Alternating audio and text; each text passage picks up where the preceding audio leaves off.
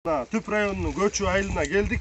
Мына бул жерде şu сетка менен стойка менен конкретный кылып туруп, сонун кылып курчап туруп, мына клубника айдаган аптыр. Азыр толук кандай экен мен сиздерге көрсөтүп берем. Ушундай поляларга мыйзам чыккан, поляларды тозуп, алма айдайсыңарбы, карагат айдайсыңарбы, же болбосо клубникабы, же помидорбу, бадыраңбы. Чоң мүмкүнчүлүктөр бар бизде азыр. Мына азыр ушу байкелердин иштерин көрсөтүп берем. Mo setkani көрсөтүп коеюн мына. Кандай деп атпайбы? Бияга кичинекейирээк, чоң болуп келип, аягы чоңу бир карыш болот. Мына бою менин боюм 1.75, 1.76. Ушул жериме келип калат экен да. Мал кире албайт, бул дат басканы. Бул директ темири каленый. Эми ичин көрсөтүп берем. Эмнеден турат? Суу сактагыч экен. Суу сактагычтан үстүнө суу толтуруп туруп, ушундай шлангылар менен түшүп,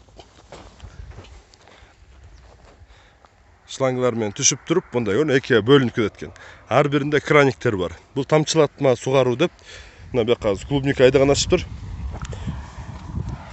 Көрдүңөрбү? Ар бир шланги менен мындай кетип туруп, сууга да эконом.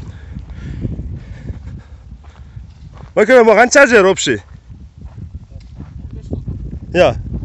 15 соток, а? Мына 15 соток жер көрдүңөр. Сонун курчап туруп, мына тогура оокат кылса болот да, мына курчап баштады да баарычы. Мына поляны иштетсе деле болот экен да. Жылда эле картошка, арпа, буудай, чөп. Бизде ошолор эле көбүнчө айдалат да. Разнообразие кылып мына байкелерди көрүп